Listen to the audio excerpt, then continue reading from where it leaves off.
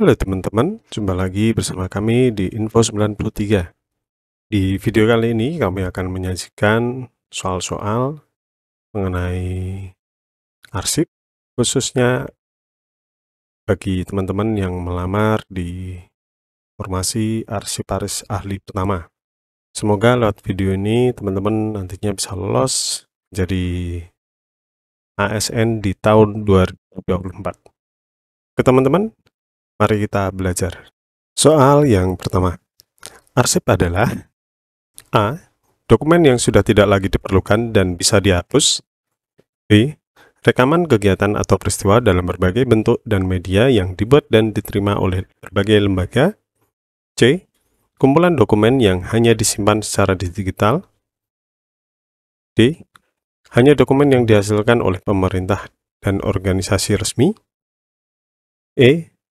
Informasi yang tidak dapat diakses oleh publik. Jawabannya adalah B. Arsip adalah rekaman kegiatan atau peristiwa dalam berbagai bentuk dan media sesuai dengan perkembangan teknologi informasi dan komunikasi yang dibuat dan diterima oleh lembaga negara, pemerintah daerah, lembaga pendidikan, perusahaan, organisasi politik, organisasi kemasyarakatan, dan perseorangan dalam pelaksanaan kehidupan bermasyarakat, berbangsa, dan bernegara. 2. Arsip dinamis adalah A. Arsip yang disimpan selamanya karena memiliki nilai historis. B. Arsip yang tidak dapat diakses oleh pihak luar. C. Arsip yang digunakan secara langsung dalam kegiatan penciptaan arsip dan disimpan selama jangka waktu tertentu. D. Arsip yang hanya tersimpan dalam format digital dan tidak ada salinan fisiknya. E. Arsip yang sudah tidak lagi digunakan dan akan segera dihancurkan. Jawabannya adalah C. Arsip dinamis adalah arsip yang digunakan secara langsung dalam kegiatan pencipta arsip dan disimpan selama jangka waktu tertentu. Arsip vital adalah A. Arsip yang memiliki nilai permanen dan harus disimpan selamanya. B. Arsip yang keberadaannya merupakan persyaratan dasar bagi kelangsungan operasional pencipta arsip dan tidak dapat diperbarui. C. Arsip yang dapat dengan mudah digantikan jika hilang. D. Arsip yang hanya berisi informasi keuangan dari organisasi. E.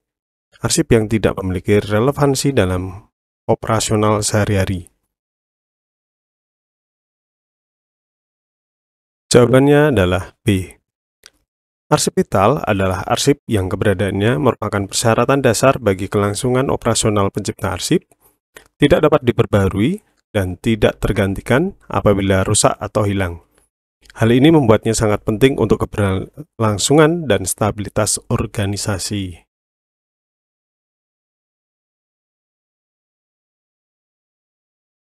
4. Unit pengolah memiliki tugas dan tanggung jawab dalam hal berikut, kecuali A. Mengolah semua arsip yang berkaitan dengan kegiatan penciptaan arsip. B. Menyusun dan menyimpan arsip secara sistematis. C. Mengelola penghapusan arsip yang sudah tidak diperlukan. D. Memastikan keakuratan dan kelengkapan arsip yang dikelola.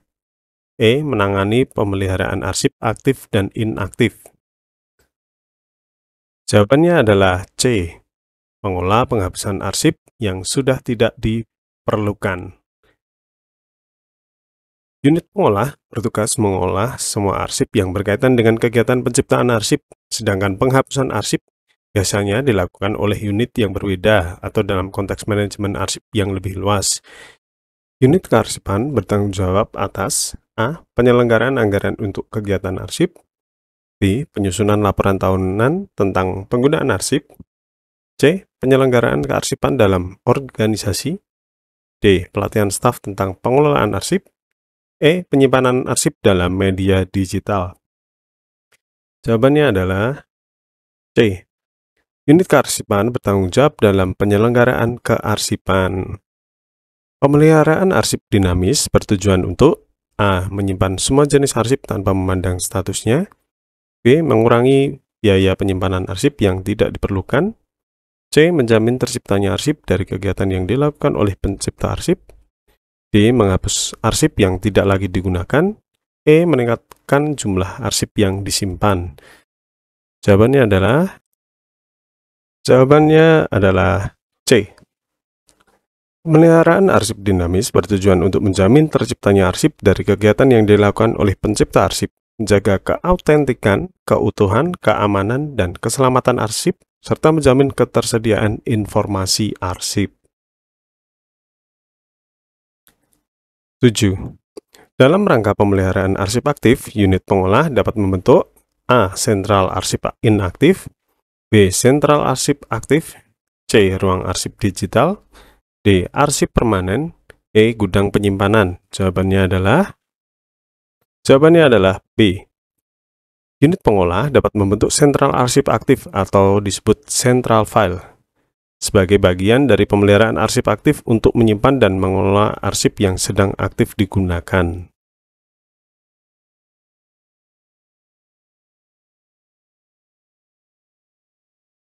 8. Sentral arsip aktif atau central file dapat dibentuk pada unit pengolah setingkat A. Eselon 1 dan 2 saja, B. Eselon 3 dan 4 saja, C. Eselon 2, Eselon 3 atau satuan kerja mandiri, D. Hanya di unit pengolah besar, E. Semua tingkatan di atas. Jawabannya adalah C.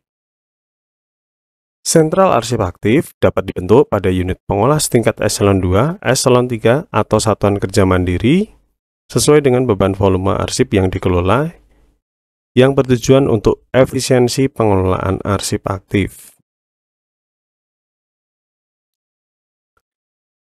Proses pemberkasan arsip aktif dilaksanakan berdasarkan A. Urutan waktu pembuatan, B. Klasifikasi arsip, C. Tanggal penerimaan arsip, D. Nama pembuat arsip, E. Jenis media arsip. Jawabannya adalah B. Pemberkasan arsip aktif dilaksanakan berdasarkan klasifikasi arsip yang membantu dalam mengorganisasi dan memudahkan akses terhadap arsip sesuai dengan jenis dan kategori. Nomor 10. Daftar arsip aktif terdiri dari A. Hanya daftar berkas, B. Daftar berkas dan daftar isi berkas, C. Hanya daftar isi berkas, D. Daftar arsip digital, E. Daftar arsip yang sudah tidak aktif. Jawabannya adalah B. Daftar arsip aktif terdiri atas dua bagian, yaitu daftar berkas dan daftar isi berkas, yang memberikan informasi terperinci mengenai arsip yang sedang aktif. Nomor 11. Daftar isi berkas paling sedikit memuat informasi tentang A. Tanggal dan jumlah, B. Nomor berkas, nomor item arsip, kode klasifikasi, uraian informasi arsip, tanggal, jumlah, dan keterangan, C. Hanya nomor item arsip dan tanggal, D. Hanya nomor berkas dan keterangan, E. Kode klasifikasi dan jumlah saja. Jawabannya adalah B.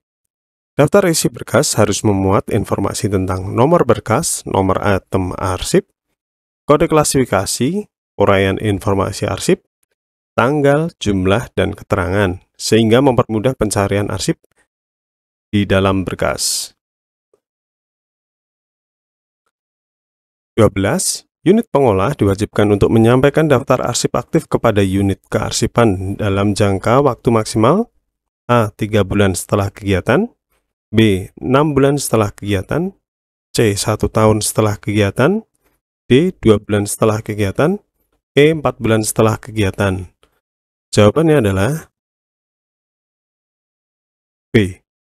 Sesuai dengan ketentuan, unit pengolah harus menyampaikan daftar arsip aktif kepada unit kearsipan paling lama 6 bulan setelah pelaksanaan kegiatan untuk memastikan pengelolaan arsip yang efisien dan teratur.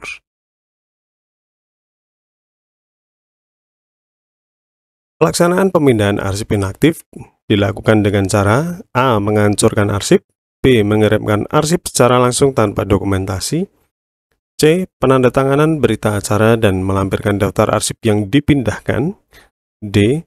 Menyimpan arsip dalam unit pengolah selamanya, E. Mengalihkan arsip ke penyimpanan digital tanpa dokumentasi. Jawabannya adalah C. Pelaksanaan pemindahan arsip inaktif harus dilakukan dengan penandatanganan berita acara dan pelampiran daftar arsip yang akan dipindahkan untuk menjaga akuntabilitas dan dokumentasi yang tepat.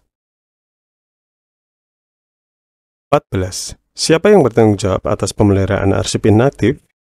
A. Pimpinan unit pengolah, B. Pegawai arsiparis, C. Pimpinan unit kearsipan, D. Pencipta arsip, E. Staf administrasi. Jawabannya adalah C. Pimpinan unit kearsipan. Pemeliharaan arsip inaktif menjadi tanggung jawab pimpinan unit kearsipan yang bertugas untuk mengelola dan memastikan keamanan serta keutuhan arsip yang sudah tidak aktif.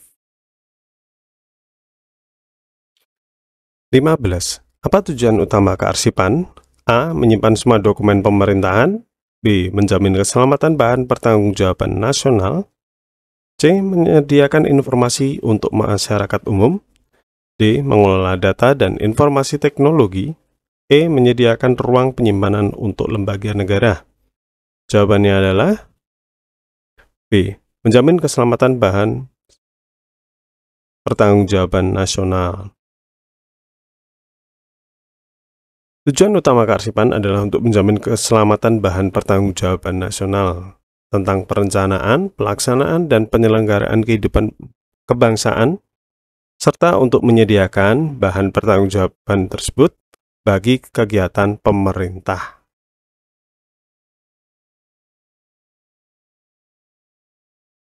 16. Apa perbedaan utama antara arsip dinamis dan arsip statis?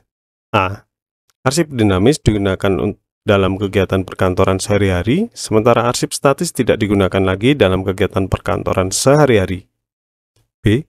Arsip dinamis bersifat rahasia, sementara arsip statis bersifat publik. C. Arsip dinamis disimpan dalam format digital, sementara arsip statis disimpan dalam format fisik. D. Arsip dinamis hanya digunakan oleh pemerintah, sementara arsip statis digunakan oleh perusahaan swasta. E. Arsip dinamis berisikan dokumen keuangan, sementara arsip statis berisi dokumen hukum. Jawabannya adalah A. Arsip dinamis digunakan dalam kegiatan perkantoran sehari-hari, sementara arsip statis tidak digunakan lagi dalam kegiatan perkantoran sehari-hari. Arsip dinamis adalah arsip yang masih digunakan secara langsung dalam perencanaan, pelaksanaan, dan atau penyelenggaraan administrasi perkantoran. Sebaliknya, arsip statis adalah arsip yang tidak dipergunakan lagi secara langsung dalam perencanaan, pelaksanaan, dan atau penyelenggaraan administrasi perkantoran. 17. Apakah arti kata arch dalam bahasa Yunani dan bagaimana kata tersebut berkembang menjadi kata archeon? A. Pemerintahan berkembang menjadi catatan, B. Permulaan berkembang menjadi catatan, C. Permulaan berkembang menjadi gedung pemerintahan, D. Catatan berkembang menjadi gedung pemerintahan, E. Pemerintahan berkembang menjadi gedung pemerintahan. Jawabannya adalah C. Permulaan berkembang menjadi gedung pemerintahan. Bahasannya adalah secara etimologis, istilah arsip dalam bahasa Belanda yaitu archief, dan dalam bahasa Inggris disebut archive. Berasal dari kata arche, bahasa Yunani yang berarti permulaan. Kemudian dari kata arche berkembang menjadi kata ta archia yang berarti catatan. Selanjutnya, kata ta archia berubah lagi menjadi kata archeon yang berarti gedung pemerintahan. Gedung yang dimaksud tersebut juga berfungsi sebagai tempat penyimpanan secara teratur bahan-bahan arsip seperti catatan-catatan, bahan-bahan tertulis, piagam-piagam, surat-surat, keputusan-keputusan, akte-akte, dokumen-dokumen, peta-peta, dan sebagainya. Jadi jawabannya adalah C, yaitu permulaan dan berkembang menjadi gedung pemerintahan. 18. Apa yang dimaksud dengan nilai guna primer dalam konteks kearsipan? A. Nilai arsip yang didasarkan pada kegunaannya untuk kepentingan lembaga atau instansi lain di luar pencipta arsip. B. Nilai arsip yang didasarkan pada kegunaannya sebagai bahan bukti pertanggungjawaban kepada masyarakat. C. Nilai arsip yang didasarkan pada kegunaannya untuk kepentingan lembaga atau instansi pencipta arsip. D. Nilai arsip yang didasarkan pada kegunaannya untuk penelitian dan sejarah. E. Nilai arsip yang didasarkan pada kegunaannya untuk keperluan umum. Jawabannya adalah C. Nilai arsip yang didasarkan pada kegunaannya untuk kepentingan lembaga atau instansi pencipta arsip. Nilai guna primer adalah nilai arsip yang didasarkan pada kegunaannya untuk kepentingan lembaga atau instansi pencipta atau yang menghasilkan arsip. Nilai ini meliputi nilai guna administrasi, hukum, keuangan, dan ilmiah, serta teknologi. 19.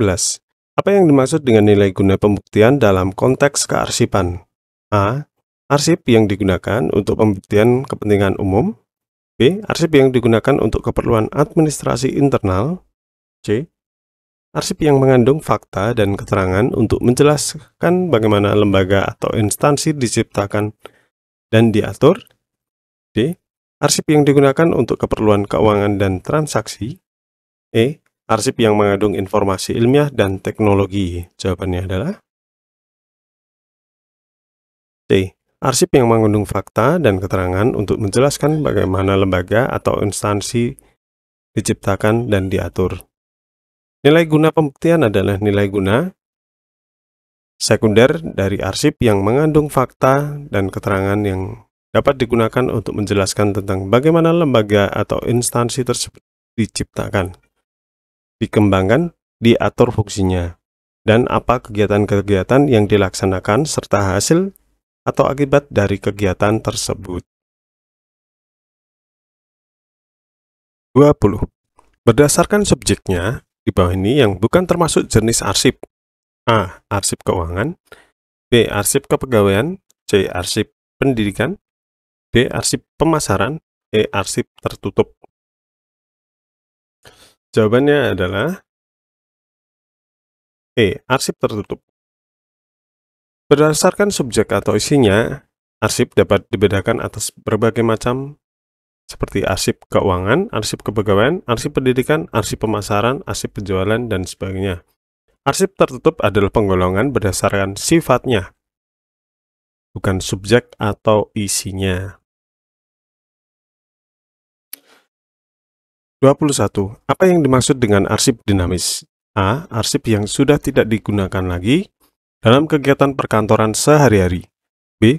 Arsip yang masih dipergunakan secara langsung dalam kegiatan perkantoran sehari-hari. C. Arsip yang disimpan di Lembaga Arsip Nasional Pusat atau ANRI. D. Arsip yang dipergunakan untuk kepentingan umum. E. Arsip yang tidak memiliki nilai hukum. Jawabannya adalah B. Arsip yang masih dipergunakan secara langsung dalam kegiatan perkantoran sehari-hari. Arsip dinamis adalah arsip yang masih dipergunakan secara langsung dalam kegiatan perkantoran sehari-hari.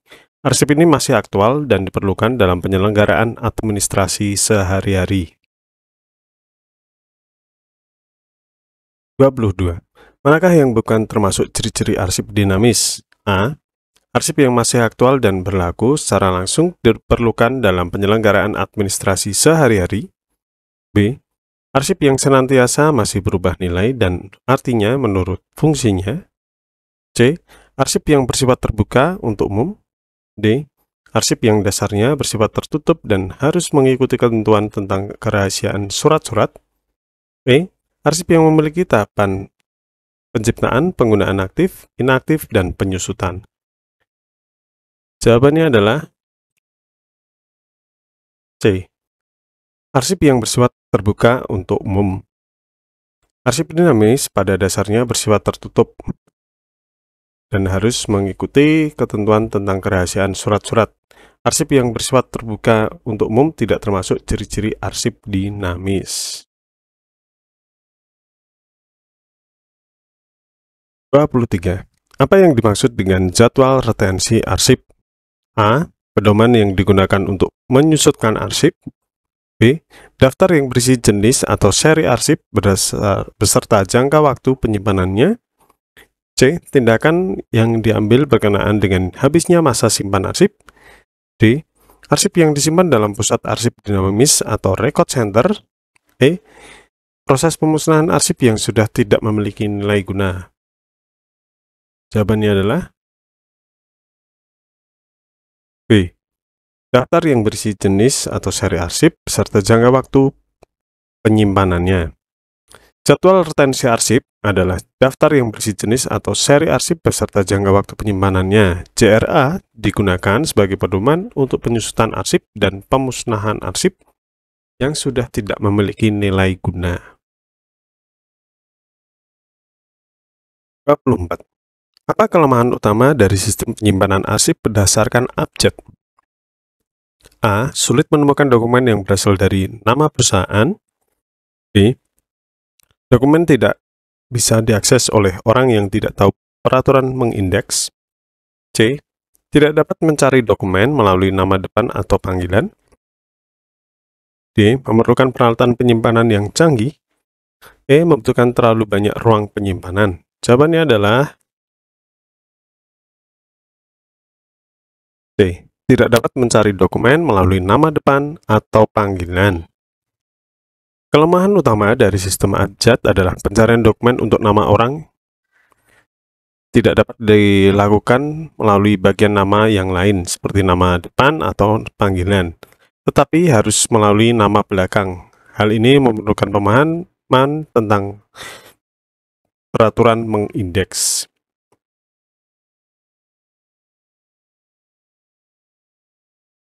25. Dalam sistem penyimpanan arsip, nomor terminal digit, dua angka yang berada di tengah menunjukkan A. Urutan surat dalam map, B. Tanggal penyimpanan, C. Kode laci dan guide, D. Nomor urut, E. Kode map. Jawabannya adalah C. Kode laci dan guide. Dalam sistem nomor middle digit, kode angka harus berjumlah 6, sehingga terdapat dua angka di tengah, dua angka di depan, dan dua angka di belakang. Dua angka yang berada di tengah menunjukkan kode laci dan guide. Dua angka di depan menunjukkan kode map, dan dua angka di belakang menunjukkan urutan surat dalam map. Apabila angka kode kurang dari 6, maka harus ditambahkan angka 0. 26. Apa kelebihan utama dari asas sentralisasi dalam penyimpanan arsip? A. Meningkatkan kecepatan akses terhadap arsip. B. Menghemat ruang dan peralatan arsip. C. Mengurangi kebutuhan pelatihan pegawai. D. Meningkatkan fleksibilitas dalam penyimpanan arsip. E. Menyederhanakan prosedur pengarsipan di masing-masing unit kerja. Jawabannya adalah B, yaitu menghemat ruang dan peralatan arsip. Kelebihan utama dari asas sentralisasi adalah ruang dan peralatan arsip dapat dihemat karena semua arsip dipusatkan di suatu tempat. Hal ini memungkinkan efisiensi penggunaan ruang dan peralatan, serta memungkinkan petugas untuk fokus pada pekerjaan kearsipan. 27. Apa kekurangan utama dari asas desentralisasi dalam penyimpanan arsip? A. Mengurangi kebutuhan akan ruang dan peralatan arsip. B. Menghemat dana untuk pemeliharaan arsip. C. Mengurangi duplikasi arsip. D. Memerlukan ruang dan peralatan arsip yang lebih banyak. E. Meningkatkan kecepatan akses terhadap arsip. Jawabannya adalah D. Memerlukan ruang dan peralatan arsip yang lebih banyak. Kekurangan utama dari asas desentralisasi adalah memerlukan ruang dan peralatan arsip yang lebih banyak karena setiap unit kerja harus memiliki fasilitas penyimpanan. Bab 9. Apa saja kegiatan yang harus dilakukan dalam penataan arsip inaktif? A. Penghapusan, pemindahan, dan pengaturan. B. Pengaturan fisik arsip, pengolahan informasi arsip, dan penyusunan daftar arsip inaktif. C. Penyimpanan, digitalisasi, dan penghancuran. D. Pembuatan salinan, pengarsipan ulang, dan distribusi. E. Penandaan, pelabelan, dan pemusnahan. Jawabannya adalah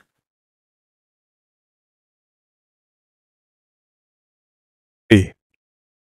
Penataan arsip inaktif dilaksanakan melalui kegiatan pengaturan fisik arsip, pengolahan informasi arsip, dan penyusunan daftar arsip inaktif untuk menjaga organisasi dan aksesibilitas arsip.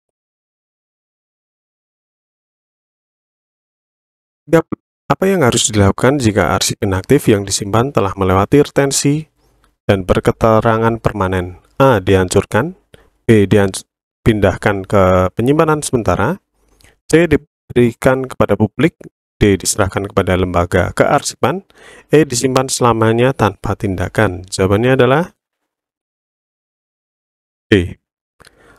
Jika arsip inaktif telah melewati retensi dan berketerangan permanen, unit kearsipan pada tiap pencipta arsip harus melakukan penyerahan arsip kepada lembaga kearsipan sesuai dengan ketentuan yang berlaku.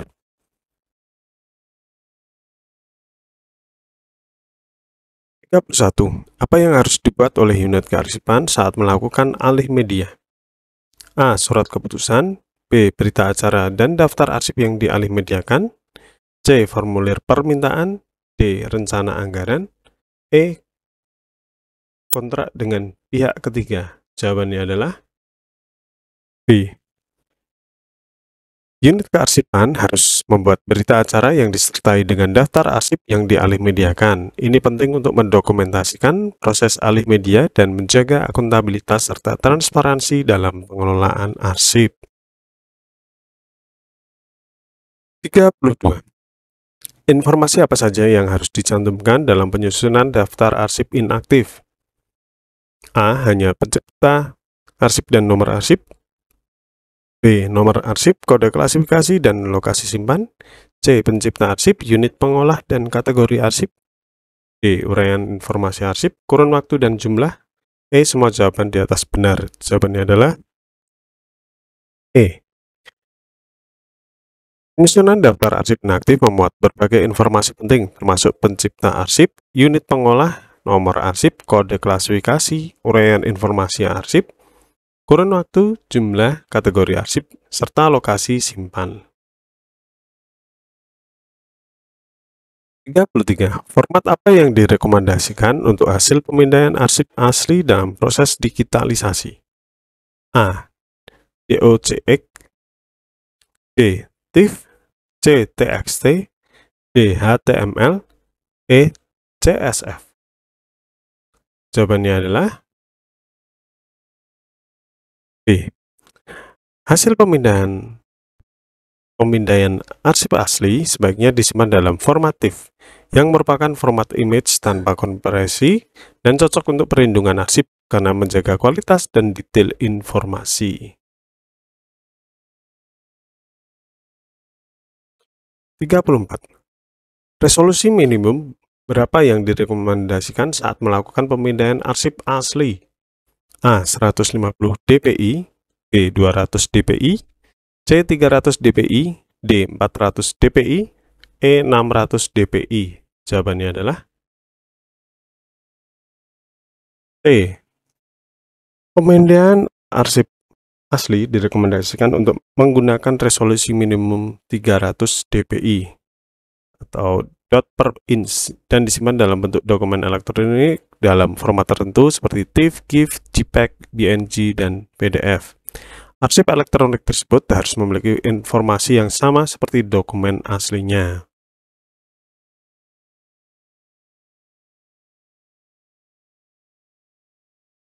35. Dalam proses alih media arsip melalui digitalisasi, pemindaian arsip dilakukan dengan format dan resolusi tertentu. Format apa yang disarankan untuk menyimpan hasil pemindaian arsip dan berapa resolusi minimum yang direkomendasikan untuk perlindungan arsip? A. JPEG dengan resolusi 150 dpi, B. PNG dengan resolusi 300 dpi, C. TIFF dengan resolusi 600 dpi, D. PDF dengan resolusi 200 dpi, E. BMP dengan resolusi 500 dpi. Jawabannya adalah C. Dalam proses digitalisasi arsip, hasil pemindaian disarankan disimpan dalam format TIFF yang merupakan format gambar tanpa kompresi untuk menjaga detail dan kejelasan informasi arsip. Resolusi minimum yang direkomendasikan adalah 600 dpi yang memastikan kualitas tinggi untuk pelindungan arsip, sehingga informasi tetap lengkap dan akurat tanpa kehilangan detail. 36. Penyusutan arsip dapat dilakukan dengan cara berikut kecuali A. Pemindahan arsip inaktif ke unit kearsipan, B. Pemusnahan arsip yang tidak memiliki nilai guna, C. Penyerahan arsip statis kepada lembaga kearsipan, D. Penyimpanan arsip inaktif di unit pengolah, E. Penilaian kembali arsip yang belum memiliki keputusan. Jawabannya adalah D. Penyusutan arsip melibatkan pemindahan arsip inaktif, pemusnahan arsip yang tidak memiliki nilai guna, dan penyerahan arsip statis kepada lembaga kearsipan. Penyimpanan arsip inaktif di unit pengolah tidak termasuk dalam proses penyusutan. 37. Penyusutan arsip adalah kegiatan yang dilakukan untuk A. Menyimpan arsip statis secara permanen, B. Mengurangi jumlah arsip dengan cara tertentu, C. Membuat arsip baru berdasarkan arsip lama, D. Mengorganisasi arsip berdasarkan tanggal, E. Mengarsipkan dokumen elektronik. Jawabannya adalah D.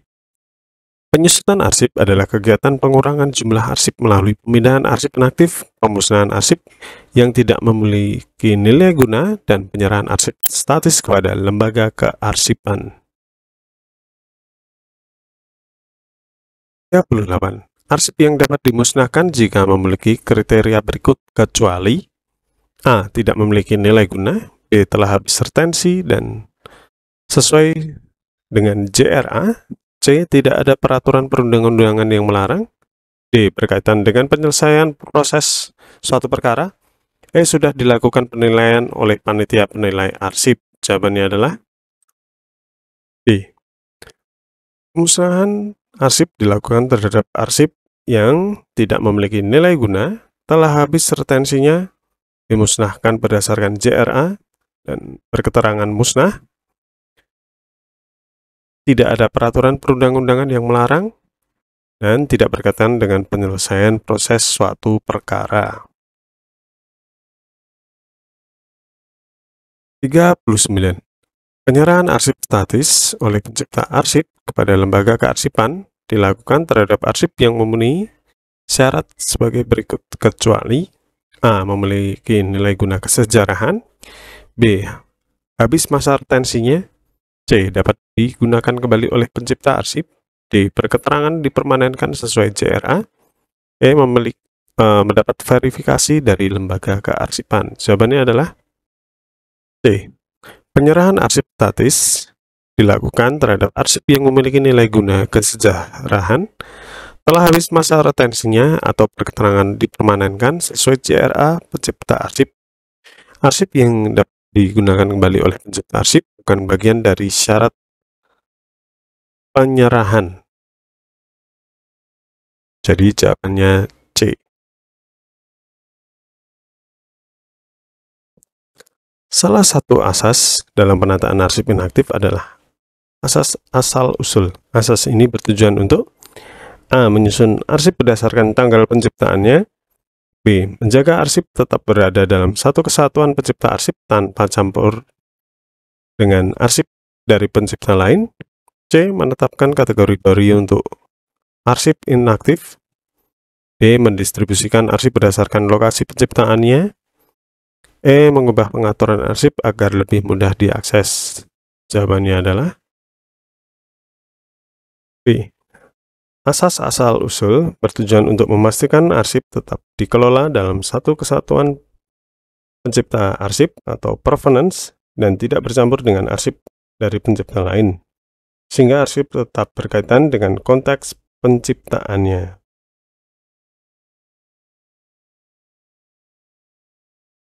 Nah, itu dia teman-teman, beberapa soal mengenai arsip waris ahli pertama. Nantikan di part berikutnya dengan kelanjutan dari soal-soal ini. Semoga lewat soal-soal ini dapat membantu teman-teman nantinya dalam belajar dan sukses menjadi ASN. Oke teman-teman, sampai jumpa di video berikutnya.